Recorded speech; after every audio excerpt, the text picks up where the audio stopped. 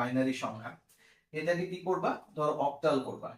Octal করার নিয়ম কি, এই যে বাইনারি বিটগুলো আছে সেগুলোকে আগে লেখো, নিচে সুন্দর করে লেখো।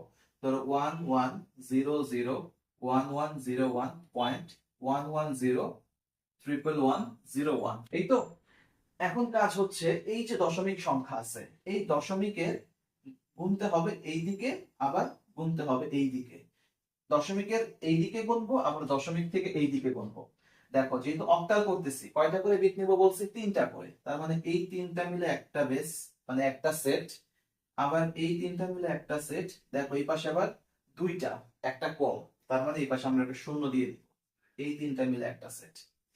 আবার এই 3টা মিলে একটা, এই 3টা মিলে একটা, এই পাশে একটা কম, শূন্য দিয়ে নিব।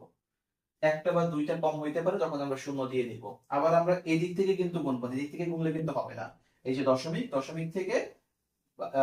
দশমিক থেকে আসবো হচ্ছে বাম পাশে, আবার এইখান থেকে যাবো হচ্ছে ডান পাশে। ঠিক আছে, ওকে।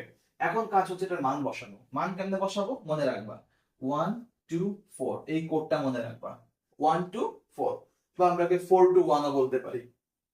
তখন ধরো এখানকার যে সেটটা আছে, এই সেটটাকে এখানে বসাও। কি হয়, 0 1 0, তাই না? 0 1 0, এই সেটটাকে বসাইলাম। কাজ হচ্ছে আমার যে জায়গাটাতে 1 আছে সেটাকে শুধু কাউন্ট করতে হবে।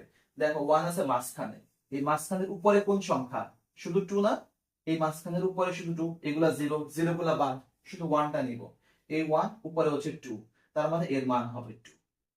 ক্লিয়ার? এখন আসো পরেরটা, এটা হচ্ছে 1 1 1, তিনটাই 1, তার মানে উপরের মান দেখতে হবে, যেগুলা 1 আছে তার উপরের মানগুলোকে যোগ করব।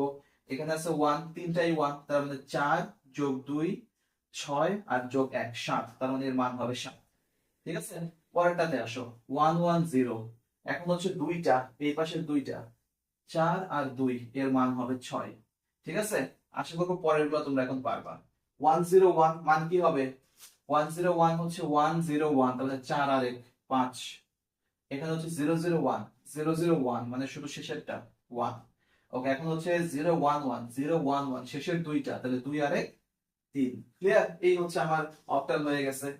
তাহলে আমরা অ্যান্সার কেমনে লিখবো, উপরে যে মানটা দেয়া আছে সেখান থেকে 1100.1101.110.11101, এই বাইনারি এর অক্টাল মান হচ্ছে 315.672।